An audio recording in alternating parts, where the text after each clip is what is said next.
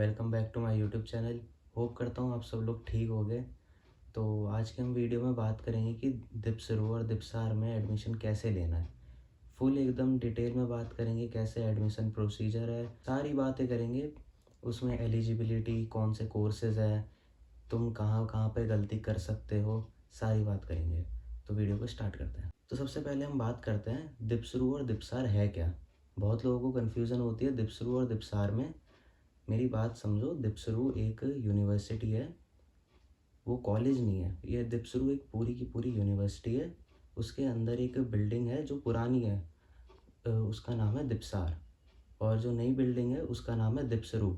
और जो ये कॉलेजेस होते हैं वो वहाँ पर फ्लोर वाइज डिवाइड हो रखे हैं। जैसे कि फॉर एग्ज़ाम्पल, मेरा जो फ्लोर है जहाँ पर बीपीटी की पढ़ाई होती है वो है 6th फ्लोर। ऐसे ही सारे फ्लोर्स पे अलग अलग पढ़ाई होती है। मैं यहाँ पर मेंशन कर दूंगा कि यहाँ पर कौन कौन से कोर्सेज आप कर सकते हो। और वैसे ये मेनली डेडिकेटेड वीडियो है बीपीटी एस्पिरेंट्स के लिए।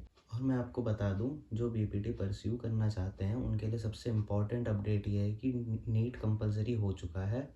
आपके पास कोई अदर ऑप्शन नहीं है, नीट आपको देना ही देना पड़ेगा फिजियोथेरेपी करने के लिए। और जहाँ तक बात है दीपसरू की, तो 12th के मार्क्स भी कंसिडर किए जाएंगे और नीट का स्कोर भी कंसिडर किया जाएगा। उसके अकॉर्डिंगली आपकी मेरिट लिस्ट बनेगी। उसके बाद आपकी ऑफलाइन काउंसलिंग होगी, फिर आपको सीट अलॉट होगी। तो मेरे पास बहुत सारे डीएम आते हैं कि भाई एडमिशन प्रोसेस बता दो।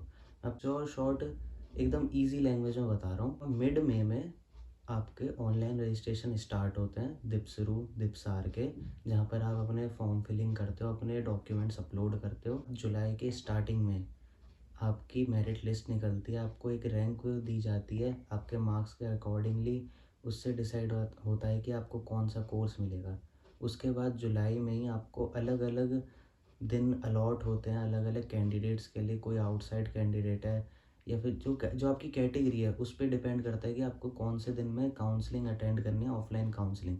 ऑफलाइन काउंसलिंग से मेरा मतलब ये है आपको यूनिवर्सिटी जाना होगा उस दिन, जिस दिन आपकी काउंसलिंग का डे होगा। और फिर वहाँ पर जाके कि हाँ मुझे ये कोर्स लेने हैं, और फिर तभी आपको पता चलेगा कि इसमें सीट है कि नहीं है। और फिर उसी दिन सबसे इम्पोर्टेंट, आपकी फ़ीस भी उसी दिन पे करनी पड़ेगी। अगर आपका उस दिन भी नहीं होता है तो उसके बाद जो राउंड 2 राउंड 3 जो होते हैं उसकी इन्फॉर्मेशन आपको वेबसाइट से मिलेगी। ऑफलाइन काउंसलिंग में फिज़िकल जो आपके जो डॉक्यूमेंट्स होते हैं उसकी भी वेरिफिकेशन होती है। एडमिशन लेने के लिए जो कहते हैं ना कि जो परसेंटेज जिसके बेसिस पे मेरिट लिस्ट बनती है, वो सिर्फ काउंट होते हैं तुम्हारे सब्जेक्ट फिज़िक्स, केमिस्ट्री, बायो। इन ही 3 सब्जेक्ट के बेसिस पे तुम्हारी परसेंटेज बनती है। ये मत सोचना कि तुम अलग अलग भी ले लोगे वो भी ले लोगे, ऐसा उनके बेसिस पे नहीं बनती तुम्हारी परसेंटेज। तुम्हारी परसेंटेज बनती है पीसीबी से ही। तो इस गलतफहमी में मत रहना मैं तो भाई ये वाला नंबर ये वाले सब्जेक्ट के मार्क्स चढ़ा दूंगा। तुम्हें गेन ही करने मार्क्स 12th के बोर्ड्स में, फिज़िक्स में, केमिस्ट्री में और बायो में। और मेरी बात समझो, कंपटीशन काफ़ी रियल है। ऐसा लगता है कि हाँ ये यूनिवर्सिटी कॉलेज को इतने लोग नहीं जानते, लेकिन जितने लोग जानते हैं कंपटीशन बहुत सही है। आप लोग सीरियस हो जाओ, फरवरी स्टार्ट हो चुका है, आपके 12th के बोर्ड्स भी बहुत नज़दीक है। तो उस पर बहुत अच्छे से ध्यान दो। और टू बी ऑनेस्ट इतना मुश्किल नहीं होता है बोर्ड्स में परसेंटेज गेन करना, तो आप थोड़ा सा ध्यान लगाओ।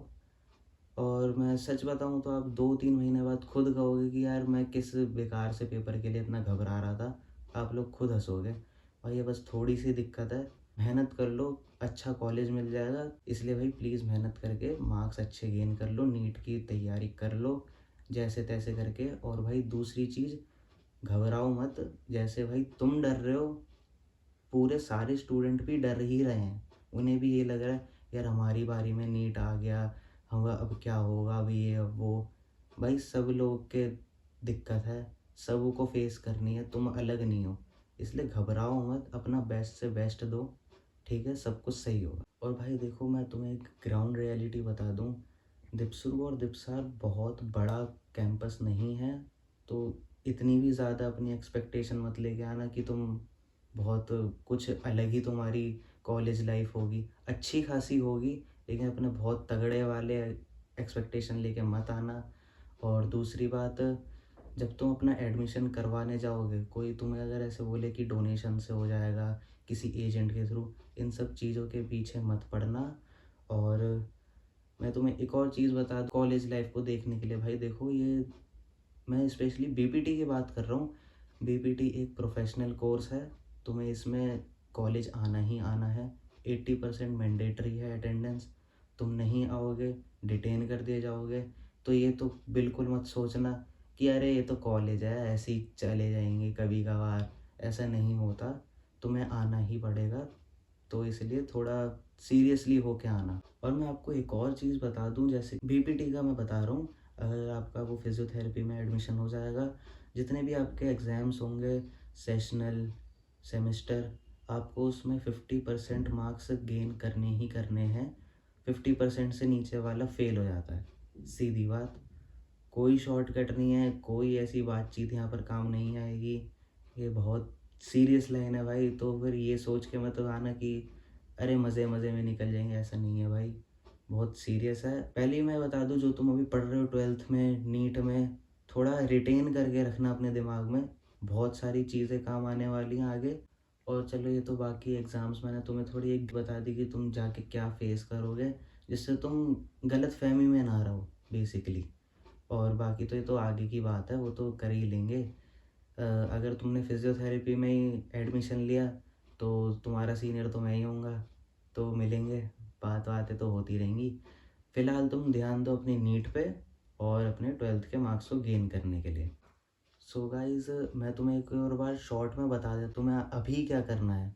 तुम्हें सिर्फ अपने 12th पे ध्यान देना है, जो तुम्हारे होने वाले होंगे फरवरी मार्च में। उसके बाद उसे छोड़ते ही या फिर साइड बाय साइड अपनी नीट की तैयारी करनी है। नीट के फॉर्म भरो, उसमें अच्छे मार्क्स लाओ।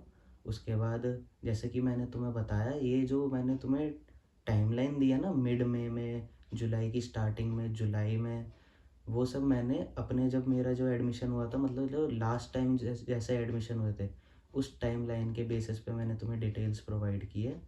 तो इस बात का ध्यान रखना, जब इनके ऑनलाइन रजिस्ट्रेशन स्टार्ट होते हैं, उससे पहले इनकी वेबसाइट क्रैश हुई हो रखी होती है लगभग 2-3 हफ्ते तक। तो ज़्यादा परेशान मत होना। और तो फिर मैंने तुम्हें बता दिया, मिड में के अराउंड तुम्हारे ऑनलाइन रजिस्ट्रेशन स्टार्ट होंगे। उससे पहले तुम्हारा कोई रोल नहीं है, सिर्फ पढ़ो, अच्छे नंबर लाओ। और फिर उसके बाद जुलाई में तुम्हारी मेरिट लिस्ट आएगी। और मैं तुम्हें एक और बात बता दूं, जैसे कि फिजियोथेरेपी की जो फीस है पर सेमेस्टर वाइज, जनरल वालों की अराउंड 50,000 जाती है। ये मैंने तुम्हें इसलिए बताया, तुम घर वालों को बता सको कि जो जिस कॉलेज को तुम टारगेट कर रहे हो उसकी इतनी फ़ीस है, थोड़ा उनको आइडिया लग जाएगा। सबसे अच्छी प्रो टिप जो मैंने भी खुद अप्लाई करी थी जब मैं कॉलेज देख रहा था, कॉलेज में एडमिशन के लिए, पेपर वेपर जब तुम फ्री वगैरह हो जाओ थोड़ा, तो फिर कुछ मत करना। जिन जिन कॉलेजेस को तुम टारगेट कर रहे हो दिल्ली में या फिर कहीं पर भी, वहाँ पर जाके एक बार विज़िट ज़रूर करना। ये बहुत अच्छी तरीका होता है एक एनवायरनमेंट को जानने का। तुम्हें और एक्सपोज़र मिलेगा, तुम्हारा और दिमाग खुलेगा। तो फिर मैं तो कहूँगा कि तुम मेरे भी कॉलेज में आओ। सिर्फ एंट्री गेट पे रजिस्ट्रेशन करो गार्ड वार्ड के पास। और फिर जैसे कि मैंने तुम्हें बता ही दिया है कि 6th फ्लोर पे फिजियोथेरेपी की वो लगती है क्लासेस। तो तुम सीधा 6th फ्लोर पे आ जाओ और मैं मिल ही जाऊँगा तुम्हें। या फिर कोई भी तुम्हें, जो भी तुम्हें कोई बच्चे दिखे, उनसे बात करो, कुछ अपना दिमाग खोलो। और तुम किसी भी कॉलेज को टारगेट कर रहे हो, हर हमेशा वहाँ पर जाके विज़िट ज़रूर करना। ये बहुत तुम्हें बेनिफिट देगा। सो गाइस, यही था आज की वीडियो में। मेरे ख्याल से मैंने सारे टॉपिक्स कवर कर लिए। अगर मैंने कुछ मिस कर दिया तो फिर तुम कमेंट में मुझसे पूछ सकते हो। मैं उसका जल्दी से जल्दी रिप्लाई करने की पूरी कोशिश करूँगा। और आगे ही ऐसे तुम्हें इन्फॉर्मेटिव वीडियोस मिलती रहेंगी।